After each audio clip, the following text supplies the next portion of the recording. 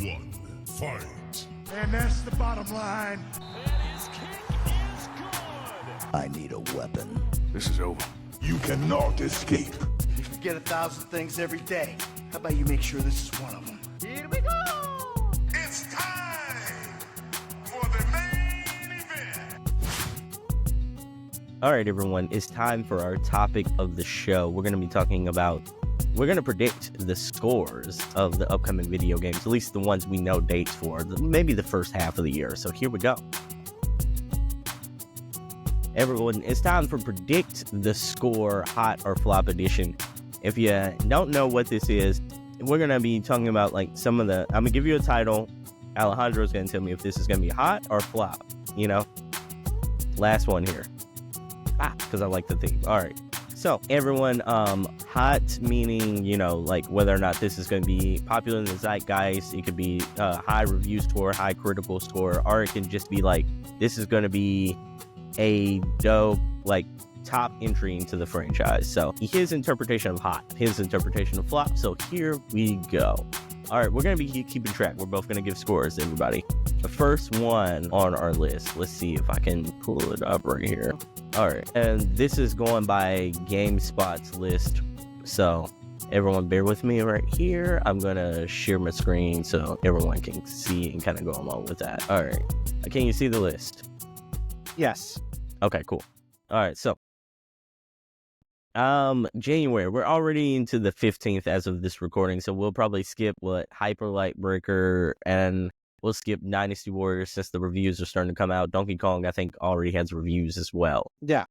Do you see anything here that is like new, that's not like a port, that you feel like we need to talk about? So from what I'm looking from this list, so far maybe all the way until Eternal Strands. Strands. Which I still don't, that should be on January 28th, but I don't see it here in this list. Let me see. Let me make sure. Let me see when this was published. This was published January 10th, so maybe. Yeah. See if you can find the Game Rant list, because I used that one for the games that are coming out the week after that I use. Okay, because gotcha. I remember I was like, yeah, there are a few games missing here. I was like, oh, interesting. So yeah, I just put like, the loss of Game Informer still stinks. They had the best list ever for the upcoming games. Yeah, it had the best presentation. It was complete all the time. Like, all right, everybody, we're gonna obviously they were aided. We're gonna be using Game Rant's list here, so give me a second. Let me sure I pull it up, and voila. All right, so quick links. We're going down to 2025. I like the presentation of this too. It's it's cleaner. Like I like myself the dark. Yeah, I do too. I do too. All right, so easier to read. Orcs Must Die. Yes, Eternal Strands right here, everybody. Yeah, Eternal Strands. Yep, there it is. Like that's much better. Yeah, Eternal Strands. That's an interesting one. That was IGN first revealed by one Travis Northup, who is someone that I've gotten to really get to know. They're the IGN's most prolific reviewer right now at IGN, and just the pitch alone. Out. Yeah, so the Eternal Strands kind of like the whole directed by the guy that directed the Dragon Age trilogy indie game, that it's mixing like it's a Unreal Engine 5 art style, and like in that cartoony art style that very like Tears of the Kingdom like, but less jaggy because it's running on modern hardware. And because we just have to be honest, and I love Tears of the Kingdom, but it's just being the objective comparison. With a structure of finding big boss fights as very Shadow of the Colossus, the immersive sim nature of the different ability that you can use to manipulate the environment, that's very like those modern Zeldas, is very magic based, and kind of like a central hub system of being Monster Hunter like, where you go there. It's basically this three had a threesome and had a baby somehow.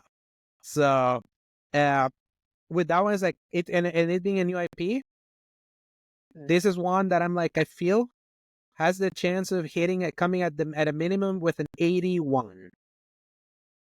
Because you never know. You never know. 81, huh? Yes, an 81. Wow. Yeah. Okay. Let me. Yeah. I haven't seen very much of this. I'm gonna pull up the trailer right here. I'm gonna watch a little bit of that trailer and then kind of go from there, if you don't mind. Yeah, they put out a recent like gameplay overview for that one. I remember I showed it to Paul, my podcast, one of my podcast co-hosts, and that's the one that sold it to him as being like, "Oh, I think I may be interested in this one." So yeah, I recommend you pull that one out. Okay, gotcha. So I'm gonna pull this up in the meanwhile. 81. Okay, so Alejandro's predicting 81 on that one. We're gonna go over here to Eternal Strand. Let me see about this. I think I sort of remember this one. Let's see. Okay, that's fine. Yeah, I mean, I'm a sucker for like I'm a sucker for cartoony art styles, so that's why this fits the bill. Like it's like I feel Unreal Engine 5 has shown the brightest right now, like in consistency with Fortnite for being cartoony. So this pulling that UE5 is not the engine that you want to use for everything right now with where the hardware is, because it's like there's memes about it being stutter gate and like too heavy for even the most powerful PCs. You need like a 4090 to like extract the best performance. It's like an optimization nightmare right now. Okay. So they already kind of like did the right idea of using that Fortnite style art style in this kind of game. That's like, to me, has like a more appealing art style because it's more fantastical. And why I'm going with an 81? Yeah. Why I'm going with an 81? Because of that conversation we had with the what we've been playing. Old director for a critical acclaim thing going on its own and doing something new. I feel critics tend to be even harsher on those kinds of games than like an established franchise, it feels like. Yeah. So this is me trying to be conservative because I feel it does look really good. So I say it at least hits that 80. It's going to be a green color in that Metacritic. I wonder, I completely agree with you. I think I can see the Breath of the Wild, Tears of the Kingdom kind of inspiration there. Almost like Breath of the Wild, Shadow of Colossus even vibes based on this like boss fight we're seeing right here. It also looks like there's like a hurting limb system, the way she was kind of like walking while like holding her side there. I'm seeing a little more customization than I did in Tears of the Kingdom. I wonder, so far, I think like what is going to detract, I think, scores for this game right now is that so far I've only seen like the same boss a couple of times, just different colors. Yeah, and supposedly there's different variety of bosses based on like the IGN first. Okay. That's kind of like the big kind of like Shadow of the Colossus thing, is the fact that it's different looking kind of bosses that you kind of go look for. So how that variety ends up playing, like it's definitely like for us to see. So yeah, for sure. And it's gonna have a demo in 6 days. That's PC exclusive, and then it comes out on the 28th, and it's actually gonna be on Game Pass also, which is it's kind of gonna go into it's kind of go into the, will it like hit or will it be a flop? When you hit a game that's on Game Pass, it's like a double-edged sword in a way, because it's like because a Game Pass game can be like at least you have a little bit of security that you got back from Microsoft. Microsoft has not beaten the allegations that every time they get a Game Pass game, they get the most high quality thing ever. So that's kind of what I'm like hitting an 81, because I feel like the most high quality thing that they've gotten that's not first party for them has been Plague Tale, and that was like an 81 or 82 if I'm not mistaken. That's why I'm like putting all of that to be like, I think it's gonna be an 81. At least with the Game Pass, they got their safety back there. Yeah, but it will depend right now, like how much does this stand out coming a few days before a Kingdom Come, a Civ 7, and all of that. So like at least it's coming out before that. But then there's also that you still came out too close to those other ones. So Game Pass may help it. Yeah, Game Pass may help it. But I feel like you've secured kind of like a mix for me if it's gonna hit. At least it will have like, at least Game Pass helps in some way. At the very least. So 81 and a mix. If you need me to kind of like put a prediction if it will flop or not. I don't think it will flop because Game Pass doesn't saves you from the flopping, but I don't think it's going to be huge either because new IP too. Yeah. Close to established franchises. So Okay, so I think that's very interesting. I'm going to say for the, because we're trying to see who's going to be a little closer, and we're trying to see what, like, it's kind of a guesstimation game here. I think I'm going to go with the 76. I'm not saying that because it's a bad score. 76 is good, people, before you get on to me. 76 is good. I just don't get great vibes from this. Yeah. I get good and vibes, here's but not what's great. funny. Yes, exactly. And here's something that's also funny: if you're picking a 76 and me picking an 81, if it gets a 78, you would win. If it gets a 79, I would win, just because it's like it's not evenly split in 5 points. Yeah. So if you have picked 77, yeah, we would have tied if it hits like a 79. So we'll see who has the best like average, like as the season goes on, and we'll come back to that. Everyone, all right. So let's bust into the next portion of our list, shall we? I think that would be, where is it? Okay, so you got Eternal Strand on January 28th. Orcs May Die. I don't think anyone's gonna have like that much of investment into that. Virtual Fighter 5, I think it's a remake, right? Or a remaster? It's like a re-release. Yeah, it's kind of like a new version of already an older game. Like, I know the thing that makes people excited is the fact that RGG, the studio behind Yakuza, it's like closer. It's like now taking more full reins over Virtua Fighter, and they're actually bringing it back with Virtua Fighter 6. Okay. So this is kind of like the test bed to see how they handle like them taking over the franchise and putting it out there under their name. That's kind of like the big thing. And just making it available. Like, the PC community has gotten bigger for fighting games, so that's the only thing. Spider-Man 2, I would doubt it doesn't score the same thing that it did in Metacritic for this one, but who knows? Or maybe, like, if my hope would be it gets the score it actually deserved and then goes down to the 80s. So this is still, to me, like my least favorite of the Spider-Man games, but still a great game. But it would be like funny, because I do feel like the sentiment toward that game like has really shifted, especially with that off-screen conversation we had in regards to like the cancellation of the DLC post the leaks that revealed that they were planning on those and all that. So I feel it's kind of like time changes opinions on games, and I feel like time has not been kind to Spider-Man 2 compared to like how highly low in the reviews the review reception had been. And then a lot of people like I remember even like in the IGN, it's funny.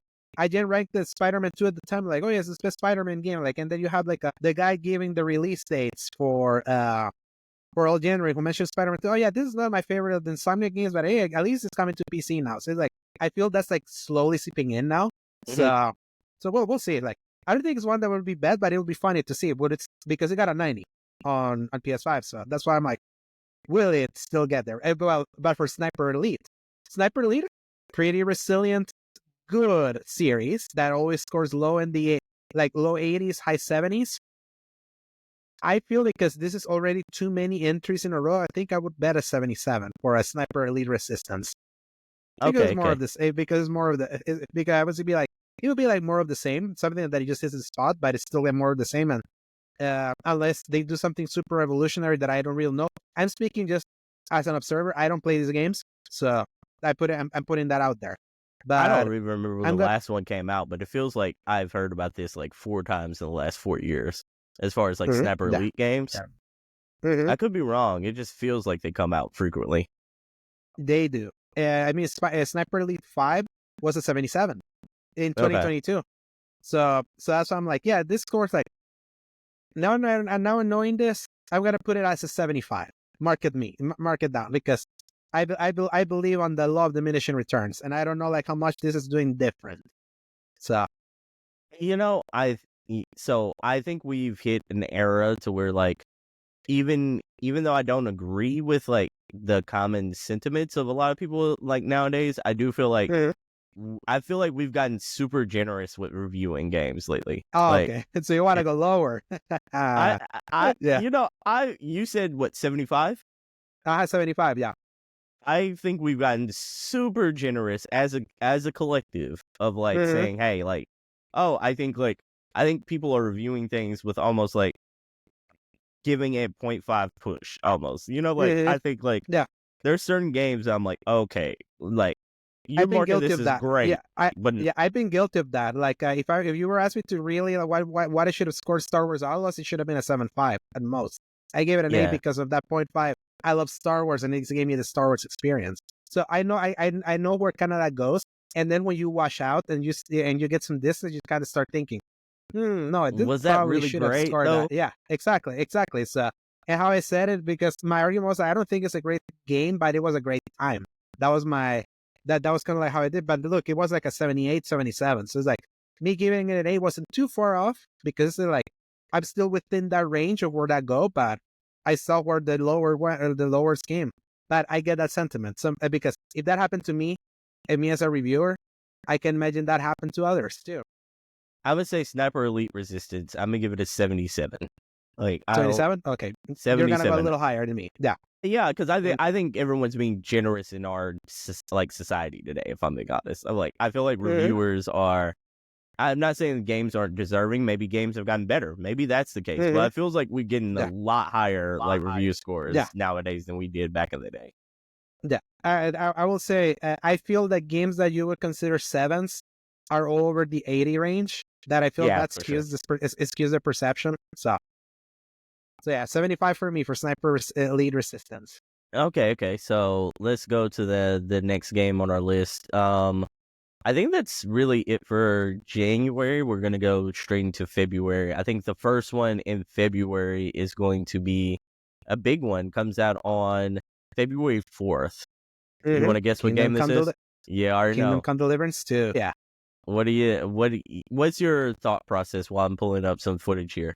Yeah, Kingdom Come Deliverance will always be an interesting one, because I don't know if you were very aware of how the original game was originally covered all the way back in whatchamacallit, what was it?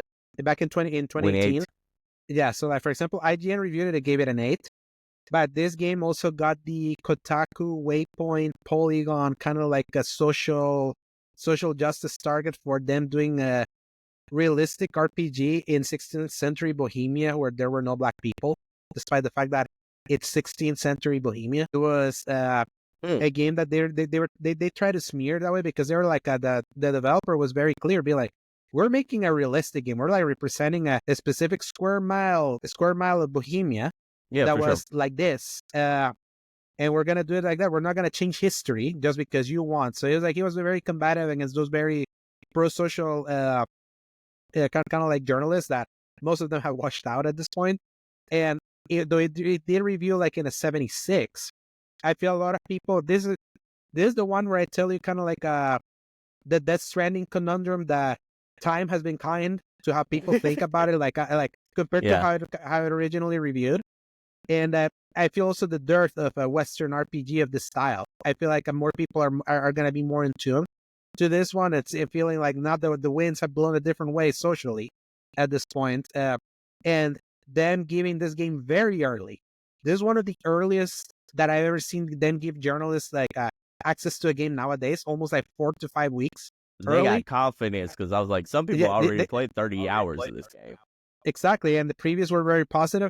I feel we're seeing at an 83, at least with this one, because it still has, because it's still Eurojank. It has that famous Eurojank, even from some of the videos that I've seen, and it would still be like an improvement over the first one that had solid ideas that were underbaked for a smaller studio. And this time they got a little bit more confidence in the budget. And this was supposed to come out last year, and they pushed it for this year because they wanted more time. So I'm gonna go for 83. I think that's very good score, because that's the way I was kind of leaning with it as well. Like, I think, like, from everything that I've heard, it's bigger than the first one, but I don't necessarily know if bigger is better, especially in our society today, where a lot of reviewers want smaller, more niche and very concise, focused games. So I'm like, I don't know how that's gonna sit, but I do think I do think, like you said, I think the abscess makes the heart grow fonder. I also think, like, this game has the advantage of 2024 looming over it, of where, like, there was nothing like this last year. And I think people are going to be hankering for that. I do think, like, the combat is, like, unforgiving in a way that a lot of people don't like that combat system, myself included. It was like, first one, I remember thinking like, oh my god, this is very slow, this is very stagnant, and if I don't learn the system, then I'm dead. I'm always gonna die in this. Yeah, And yeah, it's very. It felt very simulator. That's how. That's how I kind of say it. It's not like a Skyrim. You're just kind of like flowing. And that was like the big thing that pushed a lot of people to think about a game that's Skyrim but not fantasy. It's like more real. That was kind of like the push. And for what it looks like, it's like it is looking like a better one of those versions. And the last one, because it was a 76, it's very rare to get such a massive leap when it comes to like reviewers. And knowing there's still some social slant, I can imagine some will try to find anything to try to hit it. That's why I'm like being very conservative with an 83, because that's still better than where we were. And it's looking promising. We'll see. So 83 for me. I'm gonna say 81. I'm gonna say 81. Cool. Yeah. We're keeping that kind of like 2 point, depending what I go high, you go low, and you go I go low, you go high. It's love it. Yeah, I don't, like I do think this game is gonna be good, but I don't know about like I think great is a different meaning though, and I'm like I don't know if this is gonna be like great, Yeah. So I got you at 83. You got me at 81. All right. So here we go. The next one up. We're moving at this kind of fast. Your game. What, Rift of the Necrodancer or Civilization? Oh, Civilization. Come on. Civ 7. Let's fucking go, everybody. Yeah, the game that every time that I go to my Discord and I see that you're playing something, you're playing Civ. So I'm like, yep, there he is. What's so bad? I was good last year. I winged myself off. I was like, I'm gonna wait. I'm gonna wait for the majority of it. Like I'm gonna wait for the second one. Now, the seventh one. But now I'm like, I'm hankering. But yes, Civilization 7. What a beast. All right, you got any predictions? You want to go first here? Yeah, 87. Oh, yeah. Because I know it's like for this kind of game, Civ is top of the game, and the last one got an 88. Sometimes, like, unless this game is significantly better than 6, I don't like. I'm observer here. You were the Civ fan. Like, how did 6 sit with you? I love Civilization 6. It might be one of my favorite games of all time. But I always thought to myself, I'm like, Civilization feels like a game that always improves, like a fine wine the more you go on. It's not a live service game, but they make so many like drastic improvements to like the systems and all that kind of stuff as you play it. It's like this is where I go back and forth. I think Civilization 7 is going to be good at launch, but I think there's going to be so many things. Yeah, I think there's so many things that people are also like thinking about when they're playing like a Civ game of this ilk of like, especially when they're changing so many of the systems, when they're doing a complete overhaul of like the entry level of the game versus like the later features of later parts of the game, and they're completely overhauling that. So I'm like, I don't know how well such drastic changes are going to sit with people, or if that's going to feel like a breath of fresh air, or if that's going to feel like, oh, this isn't quite Civilization like we know it. Like, I also don't know if like they hammered out a lot of the tech trees and a lot of the skill trees, because I'm like, I feel like those get better once they're more refined. Like there's so many things going into it, but I also feel like they have extreme confidence in this game. They're putting it out on every system possible day one. So I'm like, that shows compared to like just the PC launch on 2016. Yeah, that feels like big confidence. I'm talking about like they feel like, so I'm like, it feels like they've taken all those lessons from the previous game and like slowly drip feeding those out and porting those out to other consoles, and also getting controller support. And it feels like they got like big energy about it. And so I'm like, on one hand, I think like this game could be like an early contender for Game of the Year, and then on the other hand, I feel like, dang, I wish this game was like in early access so they can sort of tweak some stuff and then come out like with a big 1.0 release later. So I'm going to say, and this is going to bite me in the ass, I feel like, because I'm a massive fan. I'm going to say 85. 85? Okay. So yeah, I'm going to say context, 85. So just in context of the last two entries, Civ 4 had a 94. Civ 5 had a 90, and Civ 6 had an 88. So the trend has been going down, at least in the critic side. So you could like, let's say like if the trend line like in critics just keeps like going again, because like that's usually how it goes for entries that are more iterative in some ways while still being pretty great. Yeah. That's why I say 87, because I feel like it's gonna be high quality, because we haven't had one of those kind of games like in a while, and Not a high just quality knowing where one, no. yeah, exactly. Especially you had to suffer through Aura last year, and God. yeah, it's such a disappointment. Another one of those like people that worked on those games doing this, but Yeah. not as good as so I'm not.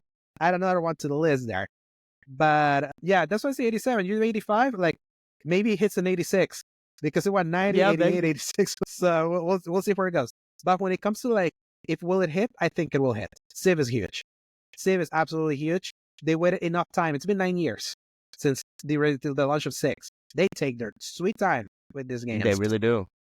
They really do. It almost feels Grand Theft Auto-esque as far as like the 4X genre. You know, like we've been waiting and salivating for this type of game, and boy, if it hits, it's gonna hit commercially. I think this is outside of Monster Hunter Wilds. I think this is gonna be the most financially successful game of February this year. Yeah. Oh, but like 100%. Yeah. I would even make the argument that it may be the most financially successful game in February just on its early release alone. Because Monster Hunter is just the final day of February. So I feel we'll see this. Yeah, we're going to see the strength of Monster Hunter in March.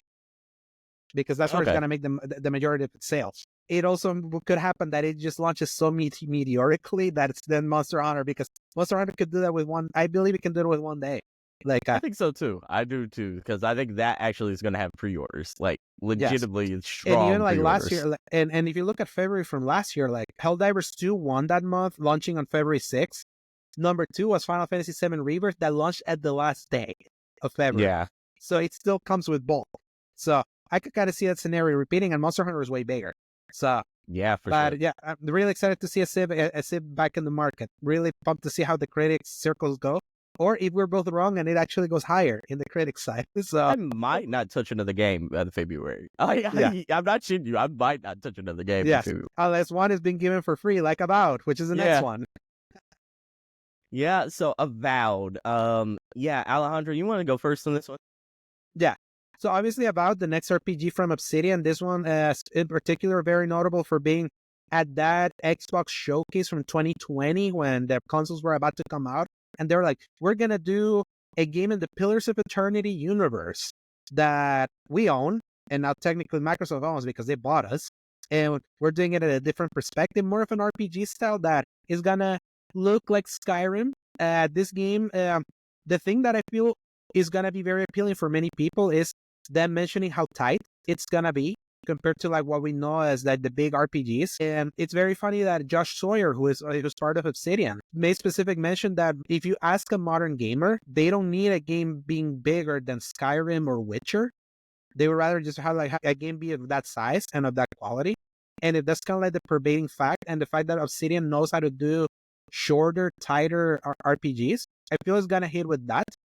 I also feel, this game also received a little bit of controversy over some off-color commentary from one of the art directors, but that's kind of like besides the point. As an Xbox first party game that has been like cooking for a while, for 5 years now, I feel this has 84 written all over it. Wow, 84. Okay. 84, yeah. That's not bad. Mm-hmm. It's not I bad. feel it's going to be a great one. I feel it's going to be a great one. I do feel like Xbox is starting a trend of momentum review score wise. And I think I don't think this is a bad looking. Yeah. I think they're starting a little bit of a trend here. I don't necessarily think this is going to blow anyone's mind. I don't think it's going to be revolutionary. I think I think this is going to hit for a lot of people the same way the first Outer Worlds hit. And so I'm going to say 82 for this 82? game. 82. I think that's respectable. I don't think it's I don't think Avowed is going to blow people's minds, but I do think it's going to be a strong start to Xbox's year. So what do you think? Yeah. So I said 84 specifically, like Fallout New Vegas, what many people consider the best Fallout they made. It's an 84 on Metacritic. The Outer Worlds, people like Outer Worlds a lot, was an 85. So I feel like they're beloved and hit that kind of like middle 80 range that you would consider kind of like in the scaled up things of where averages are, that would be high B, low A, kind of like for the averages kind of like net out based on where things usually go. So they're very consistent at hitting that. And let me even see, I think Pentiment was an 86, if I'm not mistaken. Let me see. I'm No doubt. Pentiment was great. And it was an 86 too. And then what was Grounded? Let me see. Grounded. That was also them too. Way different game for them though. 83. Yeah. So they're they're the studio that swims in that middle 80. They do. If you know what I mean, it's trust me, that's a great place to be because you're consistently banking in kind of like that consistent greatness, and I feel like Avowed could be that too. So, and it's also not promising the moon, kind of like a Starfield that promised the moon that then landing at an 83 or 82 overall felt very disappointing. Felt like a gut punch because to everybody. It promised more, and they have not promised anything beyond an RPG in their vein. They even mentioned something like Knights of the Old Republic 2, which they also made. I feel that will be. I feel safe with an 84. It's not gonna. It's gonna be a great game. At all. Yeah, it's gonna be a great game that starts him. I can even see an 85, but I'm gonna go with an 84. So, man, February is gonna be a Sebastion-ass time too, because I'm like, yes, I got this because I am gonna play the Avowed. I'm gonna play this. I'm gonna play Civilization, and then I'm gonna go watch Captain America around that same little stretch. Yes, I would have seen Captain America and then play Assassin's Creed Shadows at the end of that night after coming back from the movies, but they had to push that damn game until March 20th. But we'll get there. Man. So, next game. Right. Mission complete.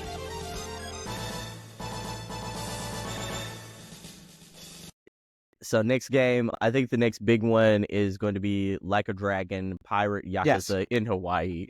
On the mouthful of whatever the hell that game is going to be. Yes. Do you have any interest in playing this, by the way? So it's funny enough because it's piratey, it's Majima, and it's very actiony, and it's so wild. And me, after having to suffer through Skull and Bones last year for signing up for that review at the last minute. Yeah. I think I've been hankering for a Black Flag pirate game for a while. We have not gotten it in almost 10 years. Okay. If this being a spin-off, I think I would jump in. And I don't even have that much experience with the entirety of Yakuza either. And it just looks so wild. And to me, it's just so... RGG is a machine.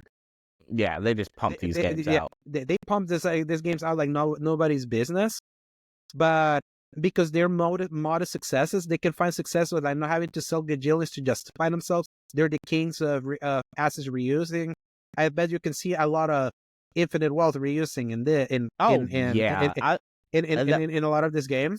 At the first couple of minutes, I looked at that and I was just like, "Oh, that's like the same thing as infinite wealth. This looks like the same beach I've thought in infinite wealth."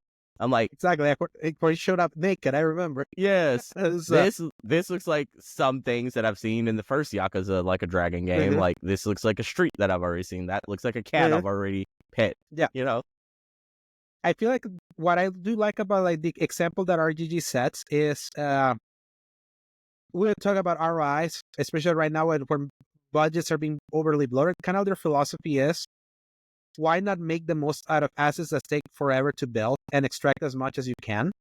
Yeah, for sure. And quickly develop that. And I feel like they're showing that has proven really well for them. Like the Yakuza fan base, if there's something that they've been trained of, and this is something that you even saw in God of War Ragnarok and even The Legend of Zelda Tears of the Kingdom, there is value in revisiting already previous places because it's like a sense of familiarity of coming back. It's like coming back home, basically. That's what Yakuza has become an expert of, and that's how they're able to pump so much of these games and be so wild and quick and creative about it at the same time. And no one's ever starving there because other companies then decide, let's redo every single asset, let's redo every single animation, let's redo every single texture and all that. And then you have to wait 12 years for your next entry, but we'll get there. We'll get to that later. But Infinite Wealth was an 89. That's the highest a Yakuza game has ever rated, ever. And I don't think this is going to be as good as Infinite Wealth, though. Yes, yeah. I feel we're a shoo-in for an 81 here. I could even see a 79 because it's such a wild thing, but that's okay for them because Yakuza just has always been a good series that eventually reached greatness with its with its Switch. And in fact, like when I even look at Yakuza, it's always been a series that has lowered and has stayed in that 83 to 85 camp. Even like a Dragon, the original one had an 84. It just happened that Infinite Wealth was just such a leap for them in that. Where one. was Ishin? Ishin, like a Dragon Ishin. Because this, I think, is more indicative of it's like... more in that energy. It's 81. Yeah. I'm sticking on my prediction. This is gonna be an 81 because it's in the pocket. So I'm gonna say you said 81. I was gonna go 80 in general, so I'm gonna stick with 80. I don't think this is I don't think this is gonna blow anyone's away, but I don't think this is gonna be a bad game anyways. But I wonder how, I wonder how this will do, because this is just Dynasty Warriors enough that I feel like people are already playing Dynasty Warriors. Exactly, yeah. So I wonder how this will do in light of that. Yeah, and we'll see how the Yakuza fan base takes it, because I do know some Yakuza fans that have said that are more kind of like contrarians, or feeling like they think the series has probably jumped the shark into overly goofy at this point. When it was like when that series always was a perfect mixture of melodrama and kind of like funny stuff, and kind of like one thing punting the other. So, or punting something serious presented in such a funny way. At least that's how they described it to me. You would know too. I haven't played both Like a Dragon and Infinite Wealth. I have not finished either of those games, but I have tried them. But this one is because I feel like I wouldn't even ignore that this is a Yakuza game. It's just the fact that they're making a bonkers pirate game. And I feel like after I had to suffer last year, I feel like I'm owed a fun one. Yeah. So bring it in, even with its 81. So the cool thing about like what Yakuza's been doing lately with like their partnerships is it feels like they've been strategic about what games come on Game Pass really fast. I think this is a Game Pass as Game Pass game. End of year. At the end of the year, we'll see this year. Yeah. Yeah, I think so. Because I'm like, I think they did the same thing with some of their other titles as well. I also wonder though, like the cross of making things a little too big, like, and making too many of them is like, I don't think a lot of people finished Infinite Wealth yet. Like, so I think it was funny that Infinite Wealth and Rebirth came out at the same time. Those were literally comparable in their size. Yeah. Like literally. And then the people that started with Infinite Wealth and then moved to Rebirth felt burned out by Rebirth, because like they already devoured this massive kind of RPG, and then Rebirth had the same size, minigame combination, and endless content and all of that everyone felt like, I already got my fill with that one. So I feel grateful that I saved my energy for Rebirth in that way. And it's funny, and then he made it harder to kind of like jump into the other one. But yeah, it's like I feel this will be more manageable in a more Yakuza way. I think Infinite Wealth was like a rare too long game for that.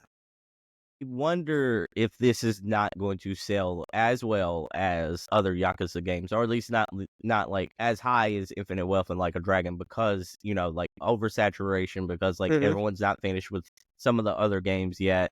Because I'm like, you have the man who forgot his name, Like a Dragon Ishin, all the other Like a Dragons. Like I feel like we are getting to the oversaturated point. Yeah, but I feel they have gotten success. I feel this is like, again, we're going back to ROIs. Yeah. They praise the fact that Infinite Wealth sold 1 million copies, and that was it. They didn't say other numbers after that. They praised the fact that they sold 1 million copies, and I feel like this one could even just sell 500K and they'll be fine, because they know because of the investments. Again, like by where they're proving is like they're finding success by working cheap. Even the Metaphor, they were happy with 1 million sales. They didn't have to give us any more, because they knew like what they were spending money on. They spent it smartly. Big difference with Square Enix, that sold way more copies than any of the games that Sega made, but then the greedy bastards had to be like, it didn't sell to our expectations. And they're like, you're one of the best-selling games of the year, for Christ's sakes. And you're saying that? It goes to show that it's either greed or they're just not spending money the right way. So yeah, I feel sure. there's something to be to be learned from RGG and how they do it. And obviously, you can also criticize the fact that they have become the Fast and Furious of the Japanese scene, of just like pumping this out like nobody's business. But it's a model that worked, and they're small but very fervor fan base that has slowly grown out of the niche into something respectable. Really like what they did, and they've been trained to know what to expect from Yakuza. So maybe it'll hit like that. Yeah, I think so. I think you're right. I think you're right on the money. It's like expectations meet, like your levels of expectations is like your marker of success. And I think if they have smaller, more balanced expectations, then yeah, I don't see any problem with only selling 1 million or 1.5 million or even 500K. As long as you're like profitable and okay with marginally being profitable, then everything's good. So, and then because these games are going to exist forever and are going to keep proliferating, and then everything is just profit at that point, even if you go for sure. cheap. So Monster Hunter. Speaking of a game that's not probably going to sell only 1.5. Oh yeah, a game that's probably going to be massive in its sales, but I would argue probably top three in sales in 2025. I don't know if man. I don't know. Man. I think top 3 is pretty reasonable. Let me put it like this. If GTA 6 somehow misses, there's still a possibility somehow that they still miss their alleged full 2025 window that Take-Two Interactive kind of mentioned in their financials of like where they wanted the thing to land, even though they haven't solidified anything. Rockstar games are never without like a full official delay either. Yeah, for sure. If that dips, I actually think Monster Hunter could be the best-selling game of this year. Like, over Call of Duty? Even about Call of Duty, especially over the fact that they have cut out a lot of Call of Duty's success potential because of the Game Pass thing. The Black Ops 6 thing cratered on Xbox because of the availability on Xbox. Obviously, the PS5, more PS5 versions were sold in that way, but at the same time, it used to be the thing that it used to sell everything. So Call of Duty could still be like in that top 3, could even be number 2. But it's just the fact that Monster Hunter Wilds now comes to the point where people now know the success that Monster Hunter can be. Like, Worlds sold 20 million copies. I might have FOMO this year and actually buy Monster Hunter Wilds. I might. Yes.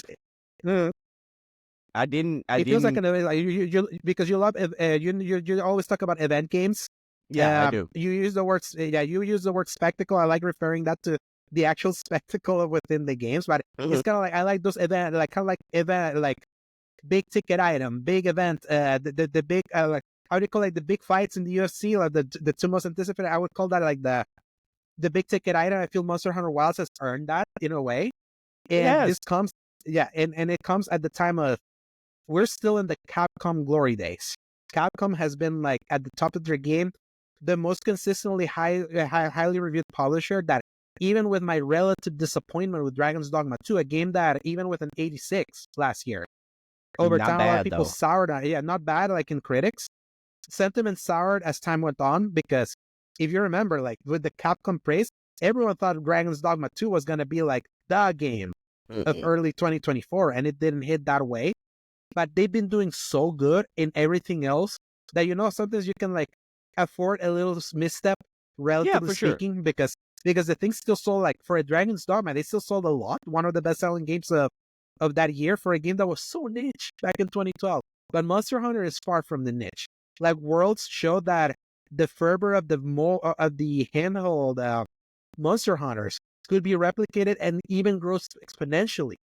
It also was like pandemic time, right? Like, oh no, this was prior to the pandemic. This was 2018. Which was the one I'm thinking of then? It was Rise. That was the one that came to Switch and PC and then got ported over to PS4, PS5, and the Xbox at the Xboxes in 2023. And that one was still huge, but World was huge because it was the first one that was built with console in mind. When you play the other ones, they're clearly handheld games built for the limitations of the pick up and play. Like why this was like Japan that has such popularity of everyone having their handheld device, going into trains and connecting with others in Shibuya. Yeah, and things like that. That's why Monster Hunter was huge in that way. And World took that into like the bigger online environment and blew it up. It was kind of like one of the most ambitious games Capcom had made. It started the renaissance. This was like if Resident Evil 7 started the walk, Monster Hunter World started the fly. This is where the Capcom we know today took off. And now this is the sequel to the game that took us to this glory day. And this is now the seamless open world one, now at the peak of their talent. The first next-gen one that's just built for these machines.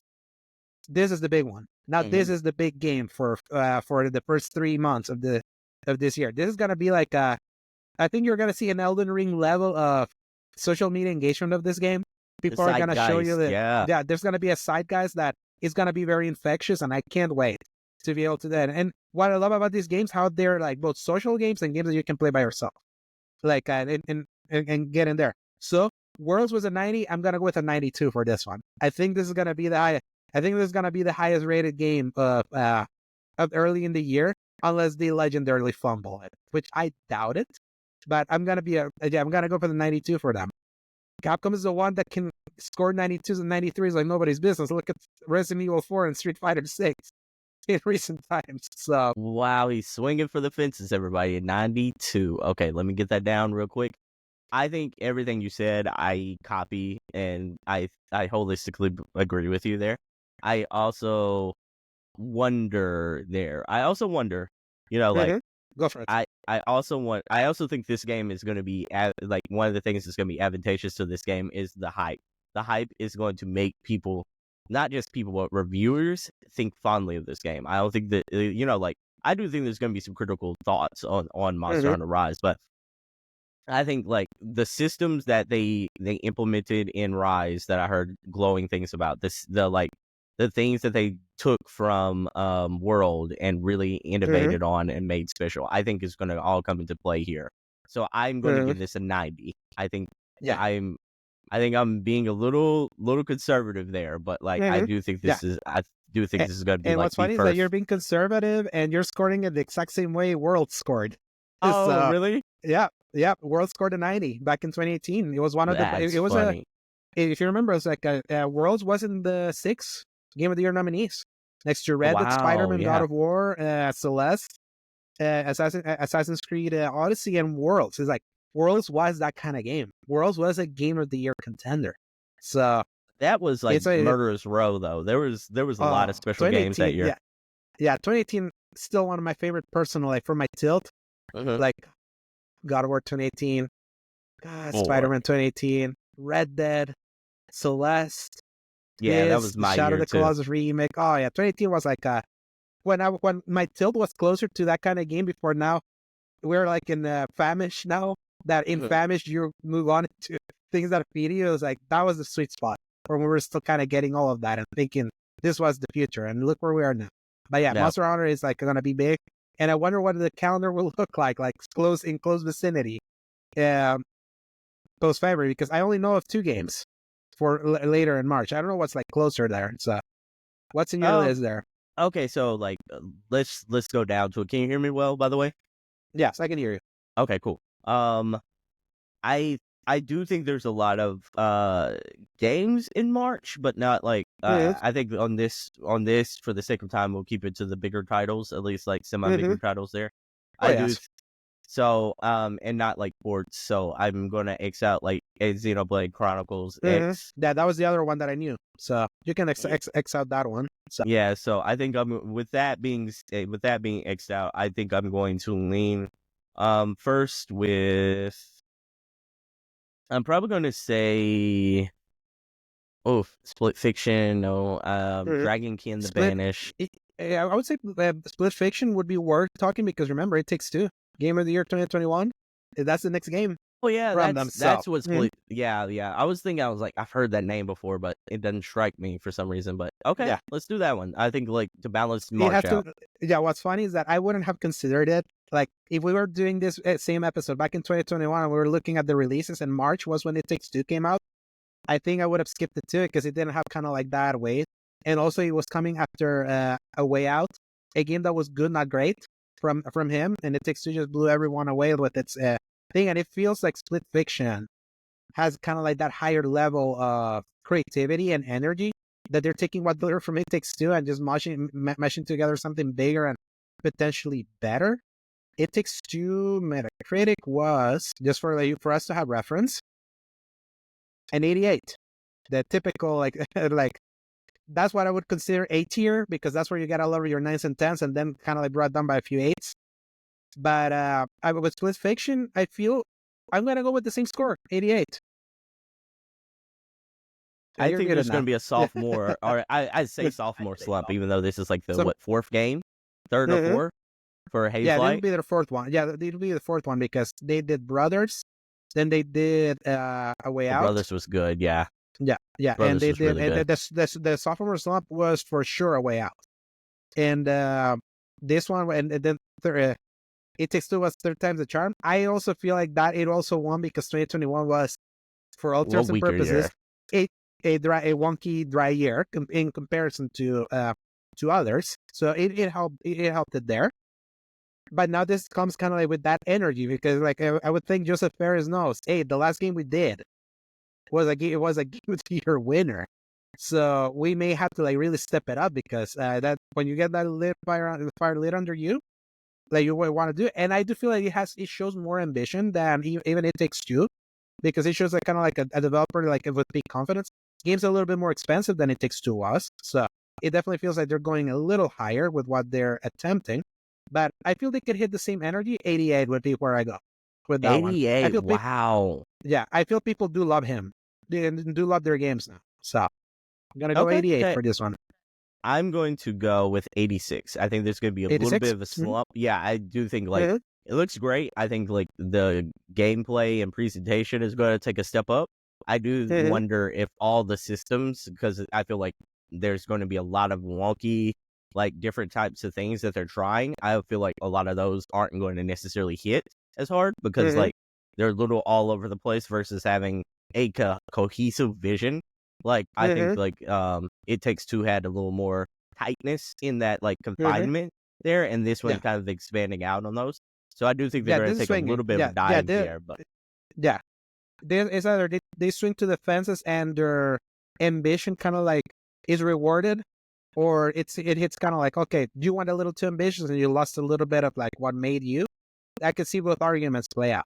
So, yeah, I think that's where I'm leaning towards. I don't think necessarily that's a bad thing either, though. I think like being ambitious is really going to nail. I think we're talking about on the critical side of the fence, though. So I'm like, I do think critics are going to be like, well, I didn't like this level, but I do like the mechanics of like everything else you have going for it, you know?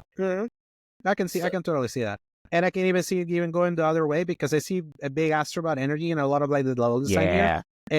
And Astrobot was like highly praised because of that. I also feel like the critic side of things was already a champion of Astrobot even before the thing was even announced. So you can even think like that, because everyone loved Playroom. So it always felt like, no, give us a real Astrobot game. And then it came out and look, it was in 94. So and that's always interesting.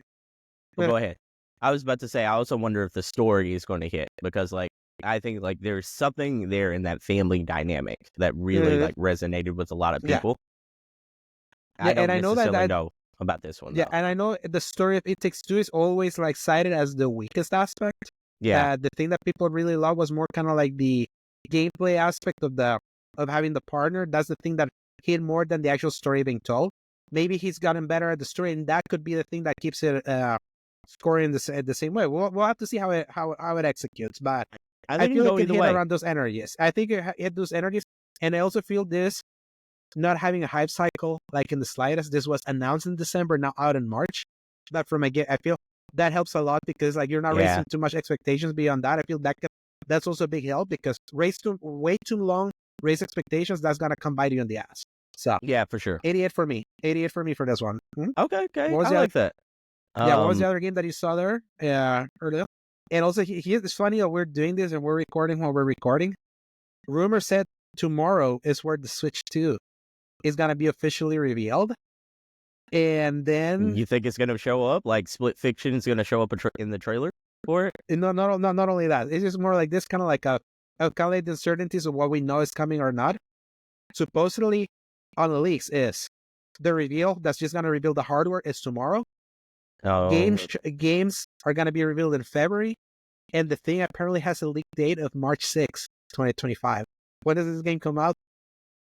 No, launch date. Launch window, I should say. Yeah, that's crazy. Yeah, so it could be that. We could even know of other Switch games that are going to launch like right in that window too, if it's true what they say, because I just saw kind of like a reported leak. So it's like, man, the Switch 2 has been leaking more than the freaking Titanic at this point. Just announce the damn thing. I'm so tired of all this, but it will be funny, kind of like as a follow-up, and be like, because once the thing's out, many games are going to get dated. Oh, yeah, because for sure. Games have to be played there. But Dragonkin the Banished. So there's an early access game. So I'm trying to remember what was I don't remember what was Dragonkin. The I was name trying to sounds see familiar. I that's exactly the way I felt about it. I was like, this sounds so familiar, but I don't know what the hell this game is. Yeah. So I want to watch the trailer yeah, real quick. We're gonna see. Yeah. We're gonna see if the trailer resonates anything with us. Yeah. The art style definitely something that it's personally appealing to me. I like that art style. Yeah. I don't I'm trying to necessarily know. see- I yeah. want to see if there's anything what it like is. special about it, Mhm. though. You know, Mhm. I'm like, it Yeah, looks if it would be like a Diablo-ish to thing me. that. So it's called Dragonkin. Yeah. Okay. Top down. Okay, is it Diablo? Isometric? Isometric, like yeah. action RPG. Okay, yeah. Yeah, what's funny is that the name sounds familiar. It doesn't seem like a game that has been making lists of like, this is what you should be looking forward to for March. Or it would be something that then like the word of mouth like gives it a spotlight in a relatively like quieter month in March. So Yeah, I'm gonna, like if I had to give this a score right now, I'd give it like 75. 78 for me. 78 from like okay. what I looked. Yeah. So Yeah, put I it think, there just to like pump the numbers. But yeah, we definitely yeah. have to get we have to get to the elephant in the room. I don't know if it's the next one now, but Yeah, for if sure. there's another game. We can go Yeah. over there.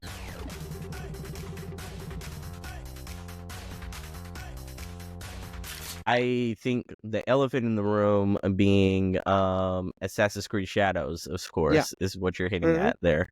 Yeah, Yes. Assassin's Creed Shadows, interesting one, man. Interesting Oh, one. man, do you hear the news from today? From No, Ubisoft? what happened? That apparently Tencent and the Guillemot brothers are deciding that they may open a new venture and take some of the franchises there. So it's kind of like opening a new company and start over. That's kind of like what they're kind of like trying to think of how they can salvage the very poor situation that Ubisoft's on right now. So it's like already kind of tells you where they are. Oh, I have never seen a game have the weight of a company's future like this game has. Like, it's borderline insane. That, yes, Assassin's Creed has always been their moneymaker. Just Valhalla alone sold made them $1 billion, which is like a lot of money to be able to do that. It was their Yeah, for sure. best-selling game and all that.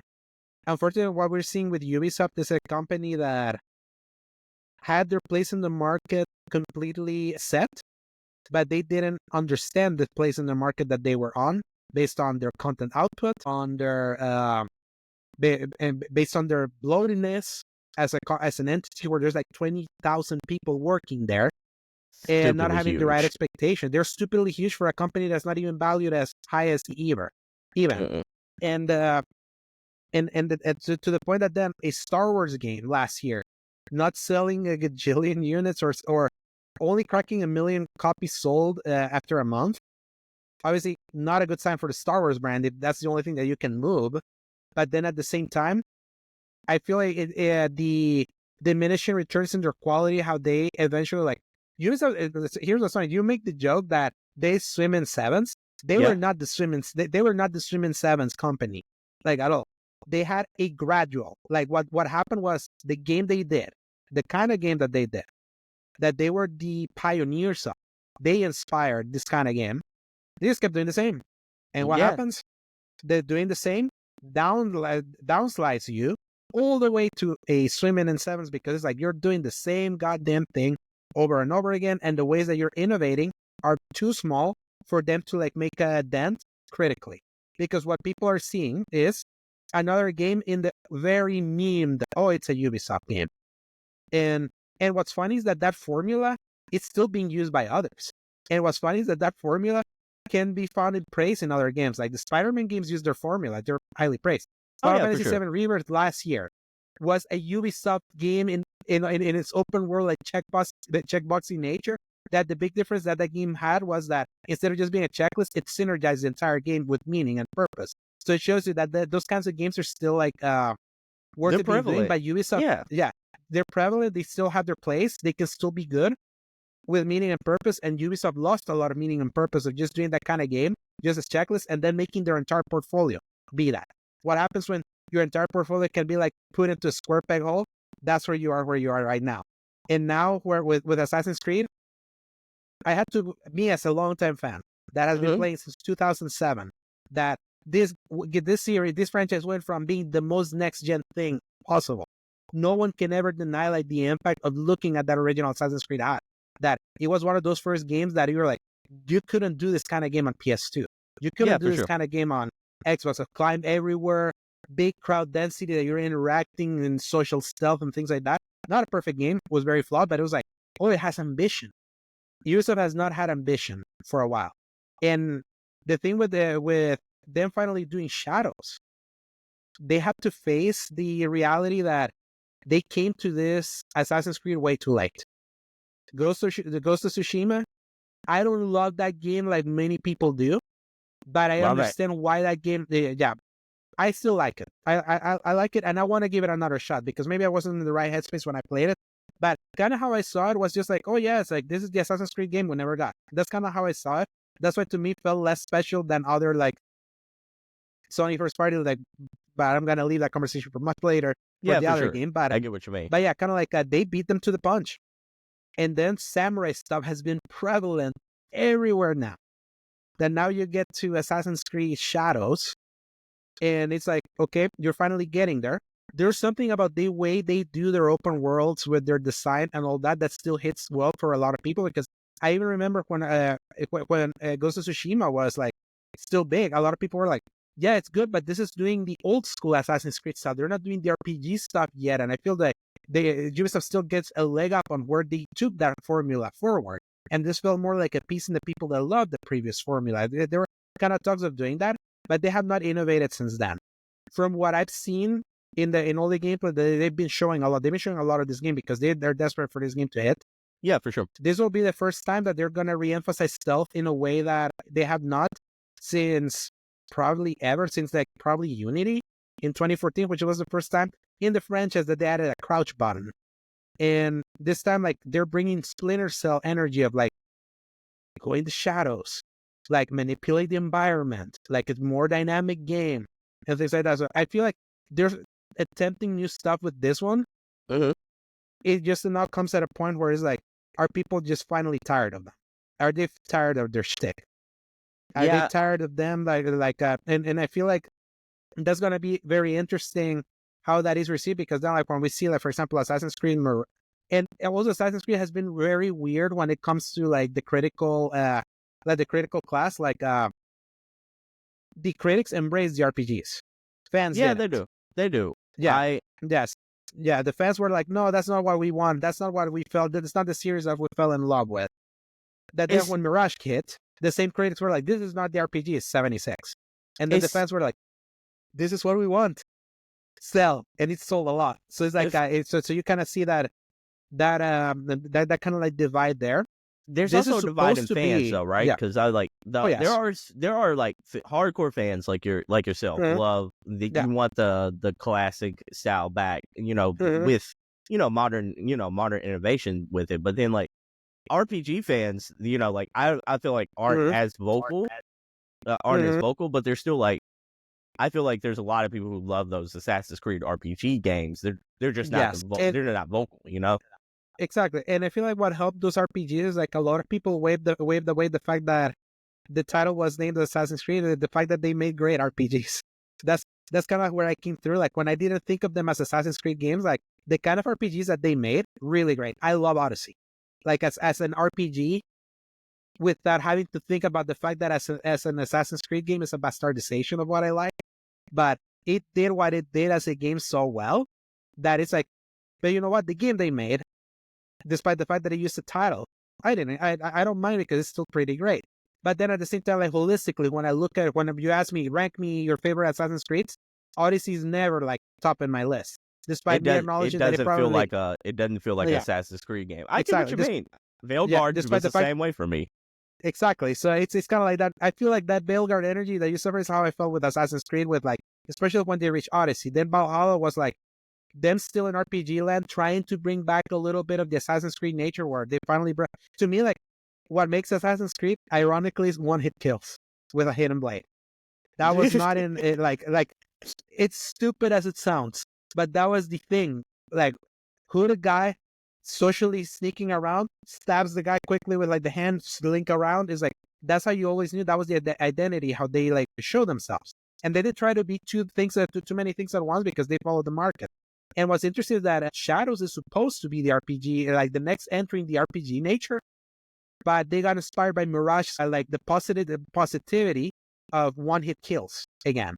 And they're bringing back like a more smoother parkour, as you can see, kind of like in the demo that you're gonna look, where they're like adding dodges and more to think like to add a little bit more smoothness to their tired mechanics. Like if you see an animation for an Assassin's Creed game, you've probably seen it all. They do reuse that kind of animation constantly, but they've been like iterating. So they're doing stuff that they're trying to hit the things for fans to please them. That critically, this is the most torn I feel like, or any game that we're here right now, the most torn where I feel like where will this hit for the critics, especially because I know where they lean, like more like later on. Valhalla was an 8. Is it going to be too little, too late? Is my question. You know, like, because I think like it feels like it's too little, too late. Like if I'm perfectly honest, especially like seeing that if they're already having those kind of talks where they're divesting and gonna make a new company and take the IP there, that's when I know you fucked up massively at this point for waiting too long to do this. And I almost wish like how what was it? Was it Square that was selling off like Western assets? Yeah. And they sold like, their entire Western division and just stuck with Japan. Yeah, so I'm like, I almost wish Ubi would just sell off like some of their divisions, and then like, you know, like Assassin's Creed is a two-pronged thing, because I like you, I do think there's still recognition in the Assassin's Creed name. I just wish like one of the biggest sins, and I'll say this one little thing before we get to our score. I think one of the biggest sins is what you mentioned before, is like, if they wanted to lean into the RPGs, I think like it would have done great by making that a new IP that you could have like touted as the next big IP from Square. Not Square, but Ubi. Yeah. You know, like making that into like the next big thing of like where you call it, like, I don't know. I'm not in the naming nomenclature. You know what like sucks? Know what sucks? They kind of did with Immortals. With Immortal Phoenix Rising, yeah. And they fumbled it. Because that was like, the guys that made Odyssey made that game. But, of course, let's launch it immediately after Valhalla and Watch Dogs, a month later. They Titanfall 2'd it, basically. And Immortals was the best game out of those three. It was I a do new like IP. that game. It was a new IP. Taking that like one of the first, let's take Breath of the Wild inspiration and see if we can make some things less annoying and better, like not having breakable weapons all the time. Let's take the ability sandbox from Odyssey and put it like in this IP. I feel that's where they were kind of going, and unfortunately they just stupidly fumbled. Like they should have they should have been like, look, you intentionally did this, give it another shot, and they still canceled the sequel. That's kind of like the problem. That's where we should have known like that was cast, because the idea was there. That was kind of where that was born. And as we have learned, they're not the most bright company. To me, like, it's kind of like we said, last year we were having the conversation how it's good for a company to be your McDonald's, be your sure. 7, be the one, be the reliable meal that you're not always going to be like eating a very expensive steak all the time. But what if you were kind of like in that slightly lower tier that provides like, that you're more reliable, you're the ones that are filling up the gaps for the higher tier developer that are your rock stars and all that now take Decade Plus to make their games. Like, at least you have something in between to wait. They're your appetizers to the big meal. Or I mean, sometimes I crave fast food. I'm like, I genuinely crave Whataburger right now because I'm a Texan. But... Exactly, and that's how I always saw Ubisoft, as we kind of like that reliable that's always there to wait for me to get to the higher tier quality stuff that comes once in a blue moon nowadays. When I learned that they didn't see themselves that way, I'm like, oh, I see your quality way different now, because the energy that you were giving me is way different than what you're saying that what you're wanting to do now. And if you're saying that what you wanted to do was be that higher quality stuff, I don't know what the hell you were thinking, releasing games that were so Yankee, so like the formula is like so tired and things like that, it just makes me like be less confident about like what I think of them as a company now. But when it goes back to Shadows, I feel they're putting all their eggs in this basket that I feel that they're going to try to eat at the most an 80. I'm going to give it an 80. Wow. Mhm. Yes, and it will and it will require them to maybe surprise a lot of people. Be like, oh, we're shooting above and beyond because we're betting the company on this. But I Is feel that like going to what hurt happened your with heart Outlaws if it gets an 80 though? Because I feel like that's a little. kind of low I feel for a like it should. beloved series. Yes, especially for a series that a long time ago could hit 90s, 90 in Brotherhood and Assassin's Creed 2, and high 80s, 88 for Black Flag. It's a fall from grace. Like when you know where you can hit that, but it's because you kept iterating and not waiting. You never let the series rest. You And what remember happens how critically for our conversation on Veilguard? This is how I felt. yes, This is how I felt, by the way. yeah, This is how I yes, felt. But yeah. So exactly. So now you know that this is kind of where my energy is at Okay. with this one, especially because I know what the series is, and the funny thing of seeing what Shadows is this our new RPG entry that's like now doing the one hit kills against is really trying to merge the best of both worlds now, but because my confidence with Ubisoft is way lower now, is like I can't see anything like higher than an 80, like for real. Like I feel critics are just tired of them. I feel we were talking that. I am not because I used to see value in their sevens. The thing is that they apparently undershot what they were hoping for. It's like, oh yeah, that I am having way different energy against you now because I thought you knew where your place in the market when you were overflowing us with your kind of game. So 80s where I am. So what say you? Okay. You know, this might surprise you. I'm gonna pick an 83. 83. Just so you're gonna like believe the strength that they're putting the backs of the record. They're gonna deliver their first great game like in AAA in the AAA scene in this generation. Since I do I like do that think energy. I do think I'm believing in polish. Mhm. I'm believing in like the fact that they're putting it back a little bit. I think this is going to be one of the better Assassin's Creed games in the last like Mhm. I'm gonna say 7 Yes. years because but I don't think it's gonna matter. I don't think it's gonna matter. I think they're dead as disco. But like Mhm. I actually think this game is gonna be a good game. I don't think it's gonna be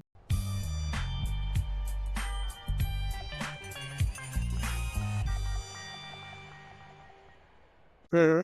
great story wise, but then I'm like I've struggled to think of like the last Ubisoft game I personally thought was like, oh, this is a magnificent story. But I think Mhm. like the people who love this game don't care about that shit at all. Like I like let's be honest, they don't care about that when they're playing these type of games. So I'm like, I don't know. I think like I'm gonna change my vote Mhm. now Yeah. because I'm looking at it. I'm like Yeah. 82. It's sad. Yeah. 82. Sadly. Yeah. Yes. Yeah. 82. Yeah. And the thing is that like their highest rated game in recent times was Immortals of Phoenix Rising with an 81. So that would be like their highest rated like game in this kind of like pocket right now because I'm trying to think. No, actually, the Mario Rabbids game I think that they made No, those were was like 86, 87s, I want to say. yeah, Mario Rabbids, Spark of Hope, 82. Oh no, 85, 85. The Okay. Rayman DLC was 82. So but still kind of like yeah, that helped with Nintendo and things like that. So it had that kind of like Mario help in it. There's a reason why Ubisoft games are jokingly referred to as slop because it's like because they were the originators of the formula and others were the ones doing the formula better. If I'm perfectly honest, I just have more funness to the originators of the formula. So I'm going to play this game. Like, I'm legitimately going to play this game. It's just, I don't necessarily believe it's going to be anywhere close to a masterpiece. oh, and I mean me neither. Imagine if it was. I don't believe it, but just imagine if that's what they were able to pull off. But that's the thing. Rarely has one of these games gotten this much TLC.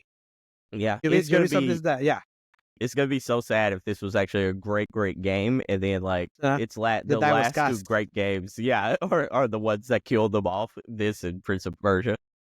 Yes, and that was so big. Like the Prince of Persia thing hurts me because that was such a great game that, gosh, it needed to be shorter, needed to be cheaper, but keep that same energy. Lot cheaper. Yeah, like they way overstated what a 14-year dormant franchise could do in 2024 as a Metroidvania that was $50. Gosh, that was such a stupid decision because it's like that was part of the rebuild. They literally did that because they were like, we've been doing the same damn game over and over again. Let us show you that we still can do other stuff. But yeah, it's like, again, it's like, I told you, it was Eve's game mode was the one that changed me because until he opened his mouth and he said, we were expecting higher quality of this. I'm like, oh, okay, now my entire, like, the entire way I see your catalog now, very different now. But see, I've always saw them as McDonald's. I've always saw them as McDonald's, but then I was like, McDonald's is actually extremely well run, though. Like, McDonald's is like one of the most brilliant businesses in the world, you know. But anyway, exactly. I don't know how Burger King is right now there in the States, but I think McDonald's is probably better run, right? Oh yeah, for sure. There's there's still a lot of McDonald's everywhere.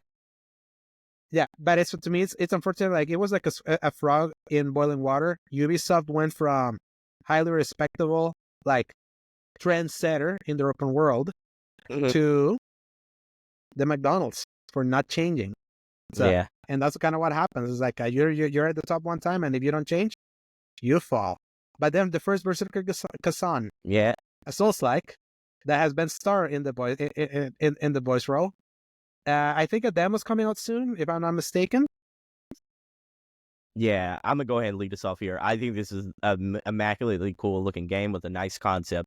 Souls-likes have become like a dime a dozen, and like the top of the bar weighs that whole genre down. Like everyone's judged on the top of the bar. So I'm gonna say this hits like 78. Yeah, 78. I might go 77. Okay. Kind of like in that pocket, but also kind of like what you're saying.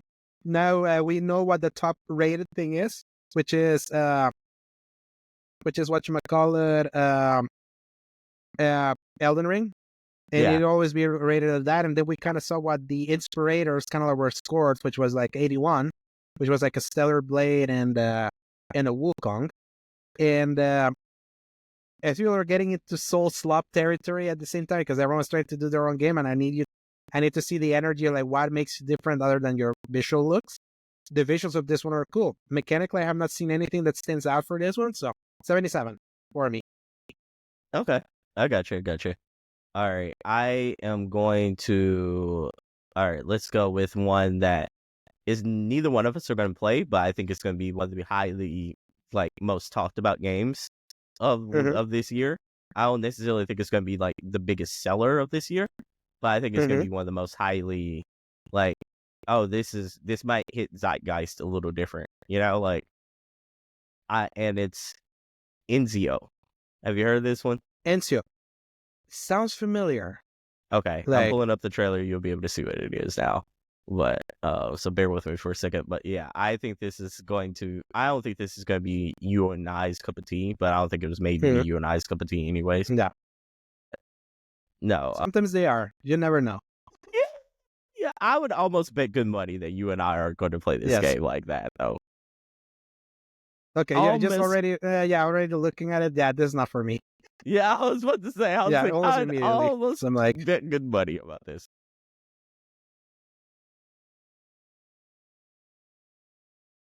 This is the most 68-ass game, probably, just looking at it. All right, so this is an upcoming life simulator game. Is it just kind of like watch the stereo? Yeah, so it's an upcoming life simulator game where a player can alter every aspect of the world to create unique stories and situations. So this is like it's The Sims in a lot of different ways. So I'm like, you can customize your characters. So okay, so Sims a good Sims has at least a baseline 70, as a kind of like a if it's good.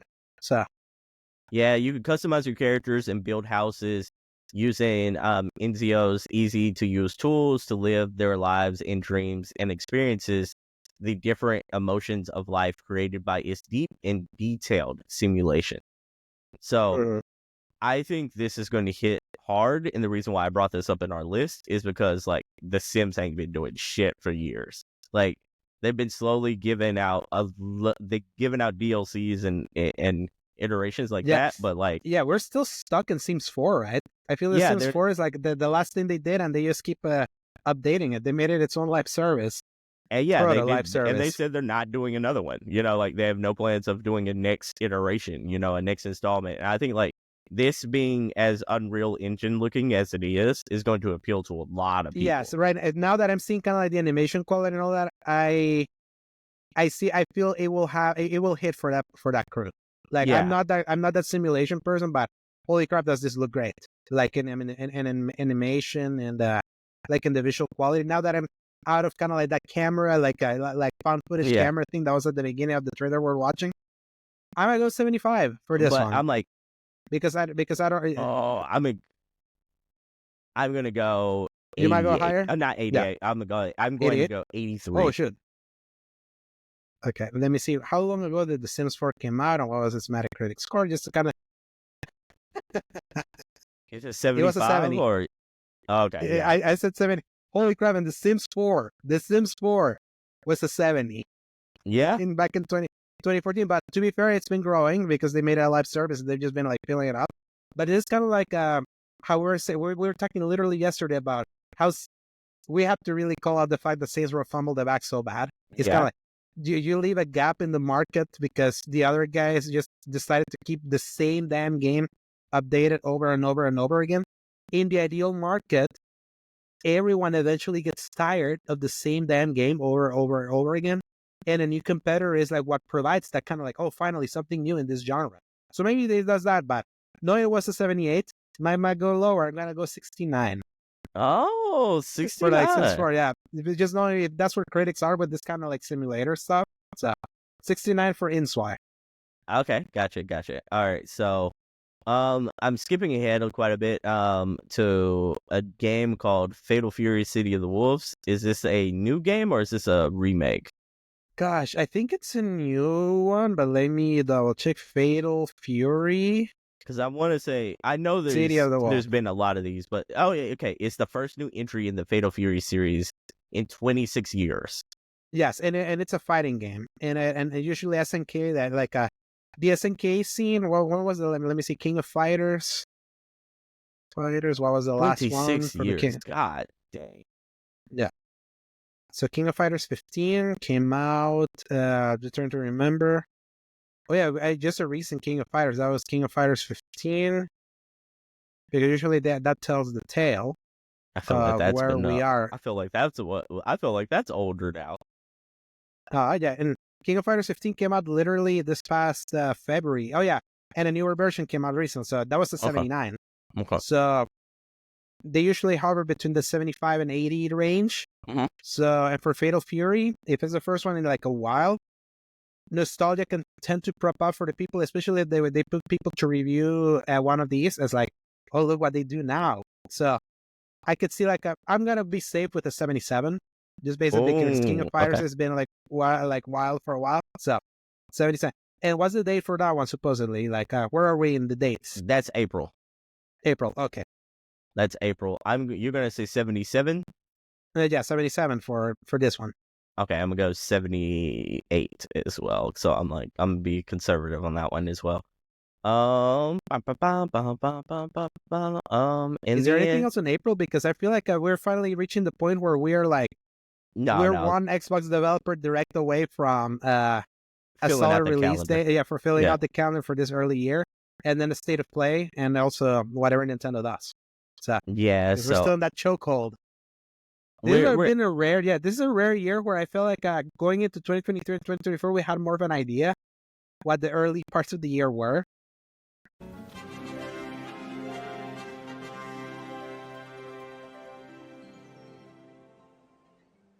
Like going in, and that was by Game Awards time. This is the first time that I feel like we have more uncertainty of the entire year, and also that's because of the GTA 6 event. Yeah, the rest of the games we do not have like dates for, but I think so. The rest of those we don't have dates for, and we're running along. So I'm going to do like a round robin of a couple, like 3 games, and on those 3 games, and we're going to just guess on what we think they're going to score when they come out, and and what the general sentiment is about those Oh, games. so we're gonna do a round robin of like the unannounced dates ones and Unannounced, yeah, unannounced. Okay, so cool. all right, 33 Immortals doesn't have a date. It come out for PC, Xbox Series S and X. What do you think? That feels like an April game. Okay. Like I don't know, like, because it feels kind of like that indie slot that could help like transition you out in a way. Uh-huh.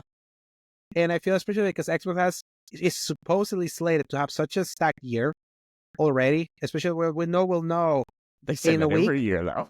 Yeah, yes. That's what's so funny, but it feels like this time they are now. Basically, just Okay. based on kind of like on previous showcases and the windows given, that I feel we are in like I feel this could lead out of Doom, because I have a big hankering that the Doom the Dark Ages is going to be a March game. I don't know when, but just remembering that Doom Eternal was March 20th during the Animal Crossing crossover.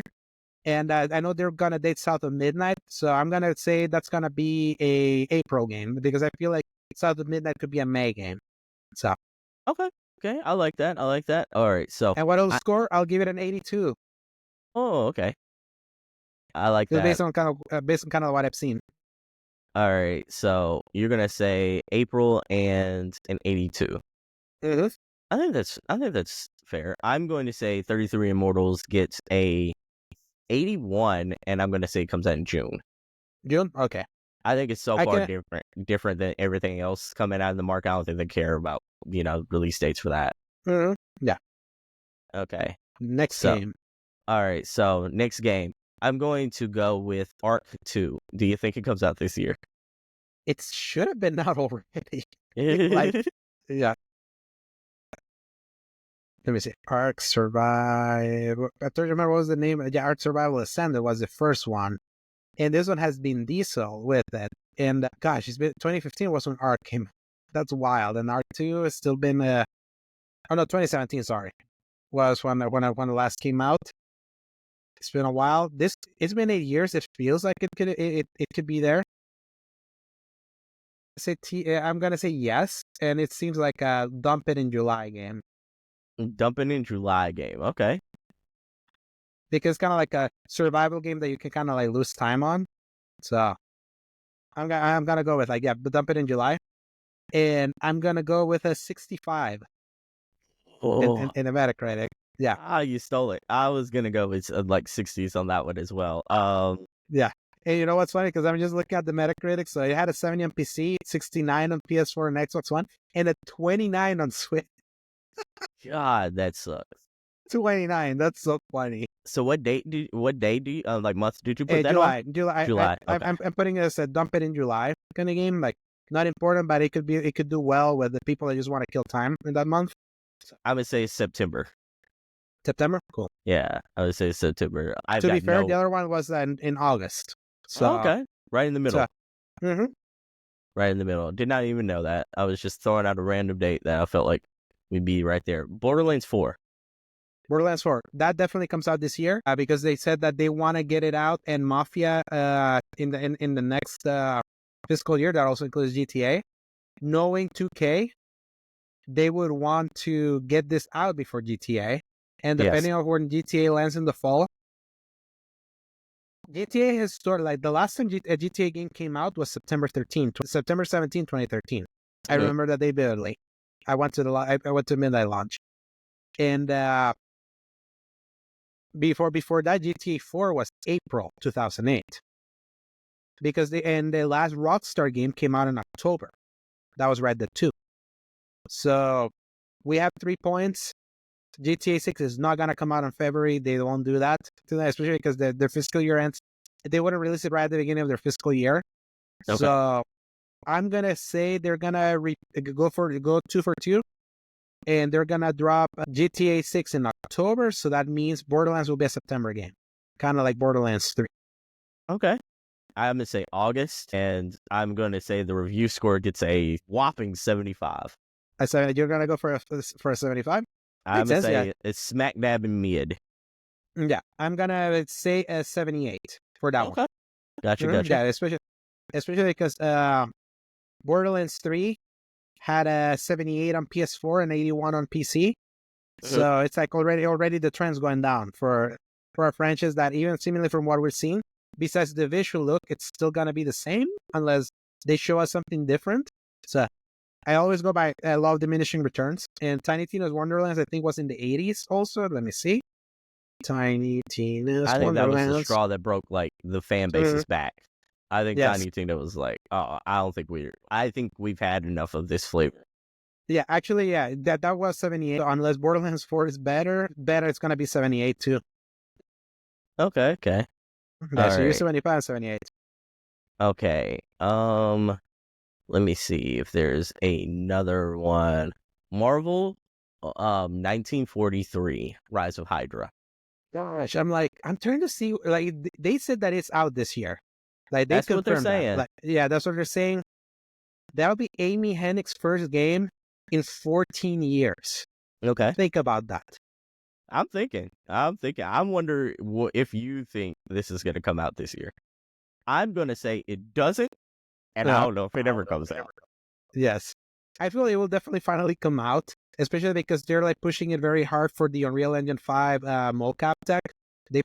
So I feel like they're trying to use it as kind of like a tech demo. So that means that Epic must be like heavily invested in the tech of that game to like be promoting it.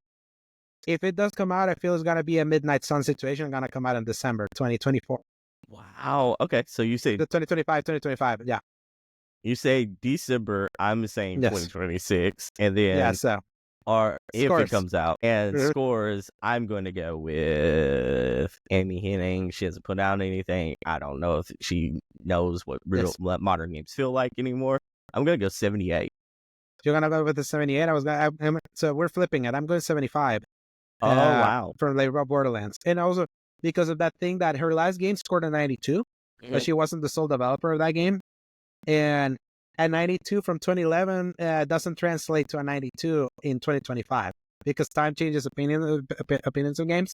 So that's why I'm like, yeah, it's like your first game in 14 years, and the last time that you had your hands in a game that came out, and technically barely had because you only kind of wrote some of the script, was Forspoken. We know how that went.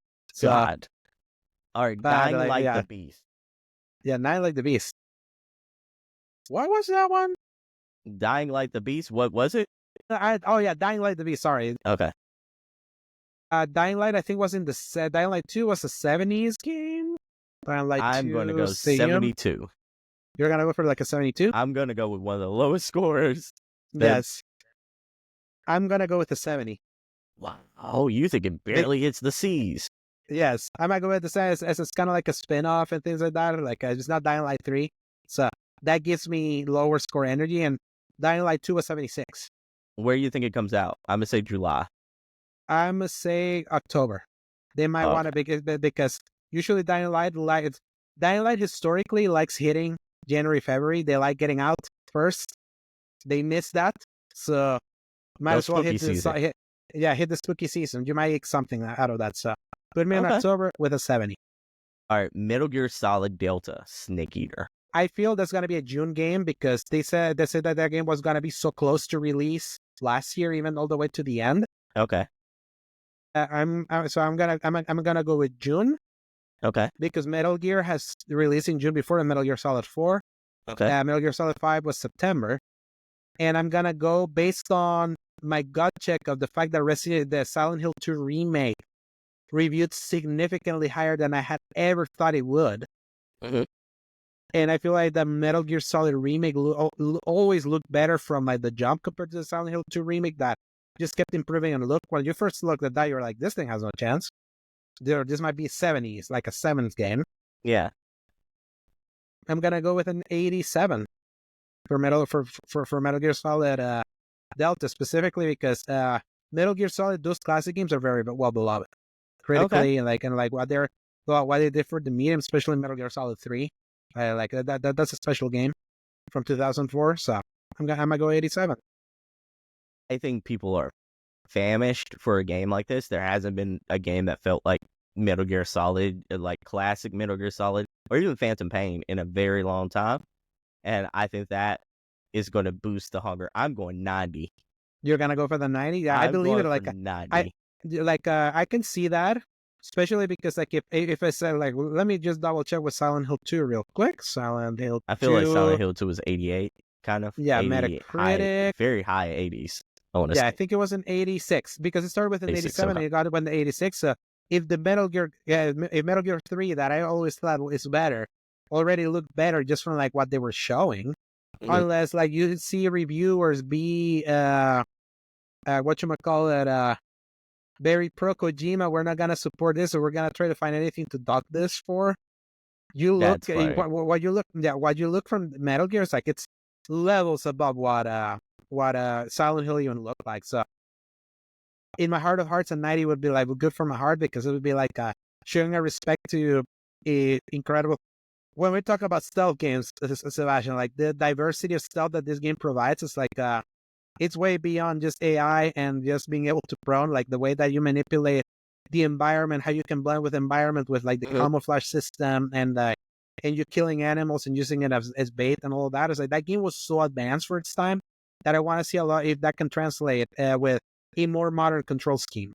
And everyone has always said the dream game was the Metal Gear Solid 3 story and Metal Gear Solid 5's mechanics. Because Metal Gear Solid 5 was when they perfected the control on that. So, gosh, I'm pumped for this one, but I'm gonna go with June. June with an 87. You're going for the 90. Yeah, I'm going for the 90 Okay. here. I don't think there's anything in the market quite like it, and I think that's going to help boost it up. All right, so we are coming down to our nitty gritty here. We could do a lot of these other games, but I think like we know the big one. we could do a follow up. Yeah, for sure. We'll do a follow up. We'll see if any of our scores have hit as well. Yeah, I think that this will be like a great follow up to do post summer showcases. Yeah, for sure. Because then by that point we should have a better idea for the fall. So let's do the big one, GTA 6. Yeah. GTA I already 6. kind of A gave my little preview. indie game. Yeah, it's a little indie game that's taken 12 years to make because of GTA Online. What do you think? I feel they might hit this for October. They will try to maximize kind of like the holiday craze. Red Dead did so well for them in October. I could even see September. They're feeling aggressive. It's just the fact that Take-Two likes portfolio management and they want to make Borderlands 4 and Mafia: The Old Country hit. So they're probably going to hit before this one because they know after GTA, nothing else they're going to put out is going to sell. So I'm gonna go like they're gonna try to like dominate the holiday if they're able to, and I'm gonna go with a 97 Metacritic. Whoa! Yes. One of the best scores of all time. Okay. Yes. I'm going to just based on the fact that GTA 4 was a 98, GTA 5 was a 97, and Red Dead was a 97. So I feel like kind of like some developers are just kind of like you can expectedly like just hit on that, kind of like hit on that quality. So I'm gonna go with a 97 for them. So I'm gonna say 90. Oh, go ahead. You're gonna say because even though I don't agree with the 97 for GTA 5, because I don't like that game as much, I agree with the 97 for Red Dead. I love Red Dead too. I like both of those, but I'm going to say I think this is going to be 96. I think it's going to be slightly lower but I do think this is going to be. Yeah, I can see it because of expectations that change, and you don't know. And also kind of like one of the things that I couldn't say in our chat when late last night, I showed that Radic picture. It's like, this depresses me, seeing what's become of Rockstar. Yeah. This very prolific variety of buffet of really high quality games that then just hit on those like really big game like in a decade. You're probably going to be dead. Yeah. Though, you know? Yes. Yeah. So, and especially with GTA 5, like it being in GTA Online, like it's perpetual like cycle is what kept that, because I remember people not feeling the story of GTA 5 as much. I always thought, I remember hearing that be like, yeah, the story is like it's a little too cynical. It's like I remember kind of like people being like, the GTA 4 told like a more emotional, more like a more mature story, and GTA Online was the thing that took the scale of what they did and showed that you could sustain a decade-long game. So that's what I agree from a generational perspective, because that's how that game has kept existing forever. They've done insane stuff for GTA Online. But I can see it kind of like how Breath of the Wild was in 97 and Tears of the Kingdom, a better game, was in 96. Expectations kind of evolve sometimes. So it will still be like, I still believe it will be, from the critics' perspective, one of the best rated games that exists. I could even think so, imagine. too. I could even imagine them even blowing me away and be like, "No, we're justifying this 12-year wait, and we're gonna push for a 98 because they've done 98s Ugh. before." That'd be amazing. I'm excited yes. for the game. I'm excited for it. And what's funny is that people love GTA 4, but then when they hear that it scored a 98, everyone was like, "That's not a 98." It's always so funny when you think about that way. But they scored a 98 with GTA 4. That's wild. So, God. yeah. All right, everybody.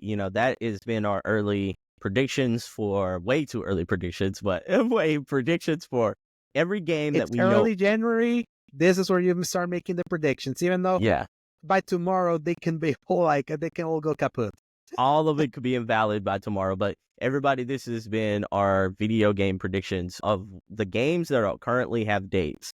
The big games that currently have dates. We gave our predictions whether or not we thought they were hot or And flop. people, there's so much we didn't even cover here. Nah. This is, if everything hits for this year, this is gonna be a monumental one. But the yeah. thing is that we're in GTA 6 showcase until we know. Then we'll see everyone eventually be like, okay, time to put out the chickens out. We don't even know to what rooster. Pokemon as of this conversation. So I'm like, can you imagine? There's also a Pokemon here. Yeah. So I'm like, man, everything's going to be exciting. So everyone, thank you so much for listening to this episode. It's been a meaty one. Alejandro, always a pleasure to talk to you, man. This is always fun. We can talk forever. You It's just really the fact that can. we have to go eat or do other stuff, but we can really chat it up. So because sometimes I prefer doing it over here than on our chat that then becomes a war zone. Yeah. So, for sure. So Literally. everybody, thank you so much for listening. I've been Sebastion. This has been Alejandro. This has been the single player experience. Let us know what you think. What games you think are going to score, where you think they're going to score. Let us know in the comments. Y'all being really good about that. Anyways, until next time, stay safe, stay gaming, and enjoy that single player experience. Bye, everybody. Hasta la vista, baby. Yeah. It's a single player experience. Sebastion on the mic, we keep it fun and delirious. Talking about the games we love, the ones that make you smile. From the classics to the new drops, we running them out. Indie gems on the rise, big titles in the mix. Ranking all the legends, see who really getting picked. Gaming news, reviews, and debates we discuss. From PlayStation to Xbox, it's the culture we trust. On the Steam Deck, I'm moving, playing on the go. PlayStation be the wave, Xbox steady with the flow. But the Switch, we respected those exclusive shine bright. Still don't play it much, but Zelda and Mario are tight. Sebastion got the Rex, single player in his soul. He's got you playing games that'll make you lose control. From The Last of Us to Cyberpunk, we vibe. Getting lost in these worlds, man, we're feeling so alive. So listen up, we break it down every week. Game and debates, no holds barred, we speak. Single player experience, it's more than just play. It's where we talk about games and vibe in every way, let's get it. Single player experience, Sebastion got the helms. Talking all the sagas from the kingdoms to realms. Day one with the console spawn point for your news. Tune in to this podcast for rankings and reviews.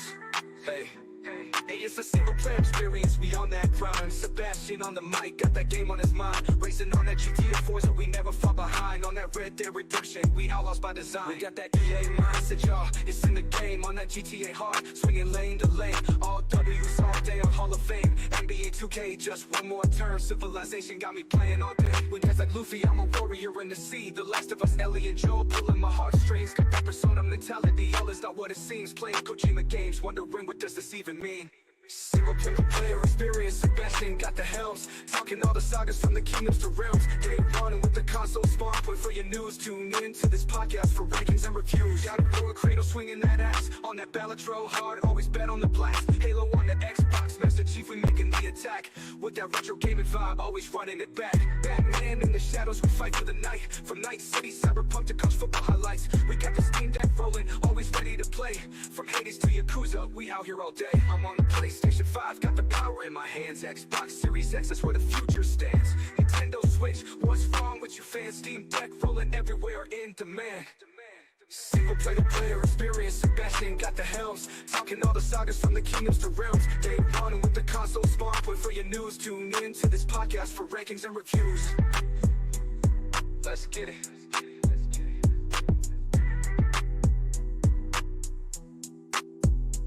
Let's get it. Let's get it. Let's get it. Yeah.